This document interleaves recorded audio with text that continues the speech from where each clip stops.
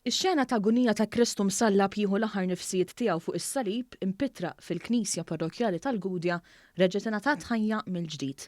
Fi proġett imqanqal mill-Fondazzjoni Gall Xlokk u Grupp Żgħażagħ Gudja, din l-opra artistika li tmur lura seklu 17 ġiet restawrata għall-isbuħija oriġinali tagħha. Ir-restawratriċi Amy Xiberras innutati li l-pittura sofrit diversi inċidenti, fosthom waqt il-gwerra.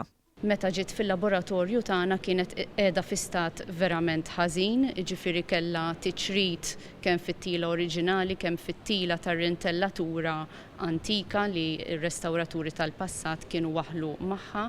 Aħna ridna nneħħu dawn l-interventi kollha u ġifieri naddafna anka diversi strati ta' verniċ li kien sfar u li wieħed ma setax japprezza t-tonalitajiet oriġinali ta' dan il-kapolavur. Waqt l-inaugurazzjoni tal-pittura u l-kappellun tal-Kurċifiss ġi spjegati li minkejja riċerka estensiva għal moħħ wara din l-opra tal-arti, is-swaba ma jippuntaw għall-ebda persuna speċifika, iżda minn penġija ħalla d-daqqa individwalista tiegħu.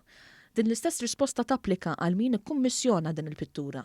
Minkejja dan hemm evidenza li turi li jaf ġiet ikkummissjonata minn fratellanza illi kienet imsawra minn irġiel li jingħaqdu flimkien għal nobli. Fil-fatt il-fratellanza twaqfet fl-istess żmien li saret il-pittura fis-sebgħinijiet tas-seklu 17. L-istess żmien li fih bosta kienu mietu minħabba l-pesta. L-Arċipriet tar-Raħal Norman Zammit spjegalna kif minkejja l-medda ta' snin li għadda minn fuqha, il-messaġġ minsuġ fil-pittura dik ta' agonija jibqa' sinifikanti dejjem.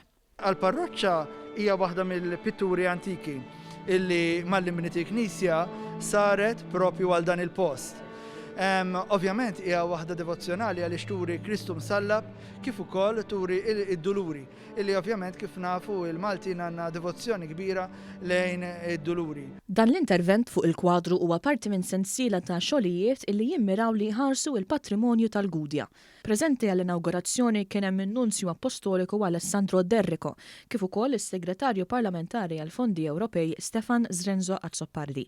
Fil-fatt il-proġett ġie finanzjat mill-programm Leader fejn għalih ġew allokati iktar minn €6,400.